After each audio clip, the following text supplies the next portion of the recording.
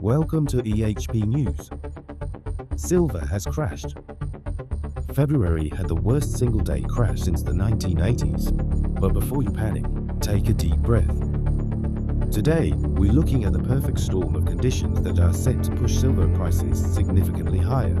The paper price you see on your screen today is not telling the whole story. Industrial demand for silver is not just growing, it is set to explode. The green tech revolution, the AI arms race, and the massive data center rollout required to support this new digital age all rely heavily on silver.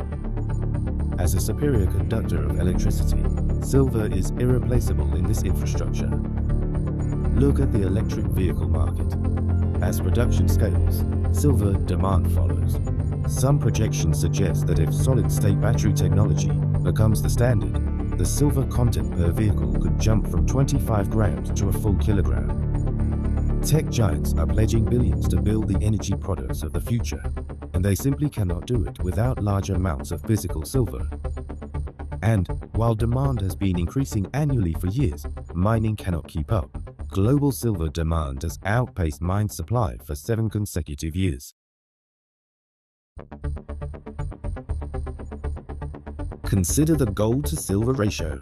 For centuries, governments fixed this ratio by law to stabilize bimetallic currencies.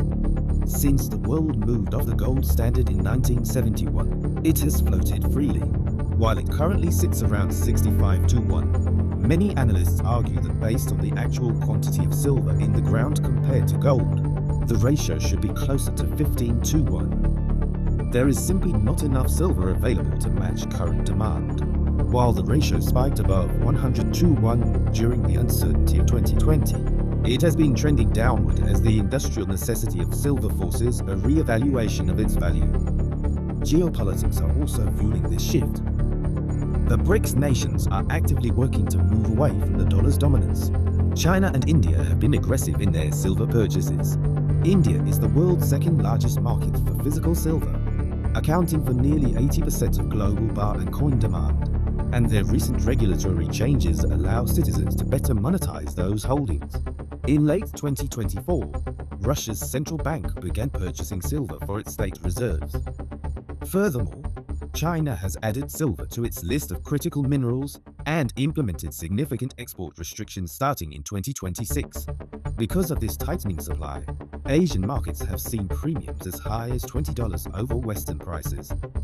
For years, the COMEX and LBMA were seen as markets for paper trading, and Western banks were notorious for shorting the silver market to keep prices suppressed.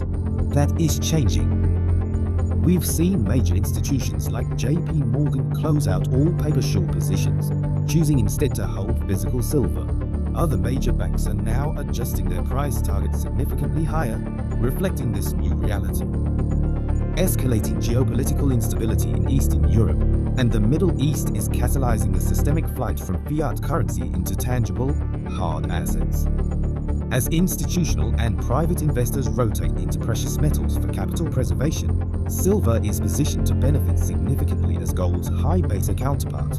In an era of shifting global alliances and economic uncertainty, the transition from paper-based assets to physical bullion represents a fundamental realignment of risk. The market is shifting, and silver is at the center of it. Thanks for listening. Like and subscribe for more.